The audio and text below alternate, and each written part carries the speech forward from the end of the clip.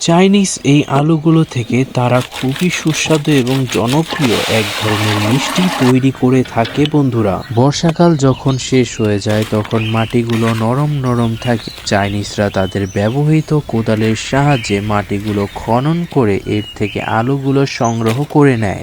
এরপর আলুগুলো জমি থেকে সংগ্রহ করে বড় একটি ঝুড়িতে রাখা হয়। এরপর আলুগুলোকে পরিষ্কার করার জন্য ঝর্ণার পানিতে ফেলে দেওয়া হয়। এরপর আলুগুলোর গায়ে লেগে থাকা মাটিগুলো পরিষ্কার করার জন্য হাত দিয়ে ঢলে ঢলে পরিষ্কার করা হয়।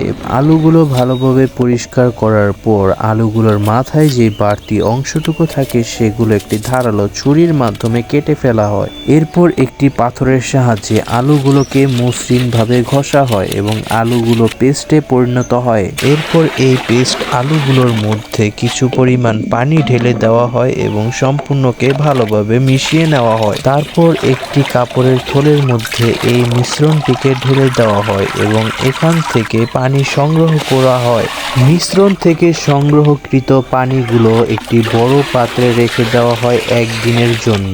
পাত্রের মধ্যে এই মিশ্রণটিকে এক রাত রেখে দেওয়ার কারণে পানিগুলোর নিচে তলানি পড়ে থাকে এবং উপরে পানিগুলো আলাদা হয়ে যায়। পাত্রের নিচে তলানি জমে থাকা সেই সাদা অংশটিকে সংগ্রহ করা হয়। এরপর এই সাদা অংশটুকুর মধ্যে পরিমাণ মতো চিনি এবং পানি দিয়ে একটি ডো তৈরি করে নেওয়া হয় এবং রেস্টে রাখা হয়। এরপর একটি পাত্রে কয়েকটি বিটরুট কেটে নিয়ে এর মধ্যে পরিমাণ মতো চিনি দেওয়া হয়। তার পাশেই গাজরেরও মিশ্রণ তৈরি করা হয়। এরপর এই মিশ্রণগুলোকে নাড়ুর আকারে গোল করে নেওয়া হয়। পূর্বের রেস্টে রেখে দেওয়া সাদা অংশটুকে সুন্দরভাবে ছোট আকারের রুটির মতন তৈরি করা হয়। এরপর এই ছোট ছোট রুটির মধ্যে সেই গাজর এবং বিটরুটের মিশ্রণ দিয়ে সেগুলোকে চিনিযুক্ত পানিতে কিছুক্ষণ সিদ্ধ করা হয়। এরপর এগুলোকে কিছুক্ষণের জন্য রেস্টে রেখে ঠান্ডা করে নিলেই তৈরি হয়ে যায় চাইনিজ সেই আলুর মিষ্টি।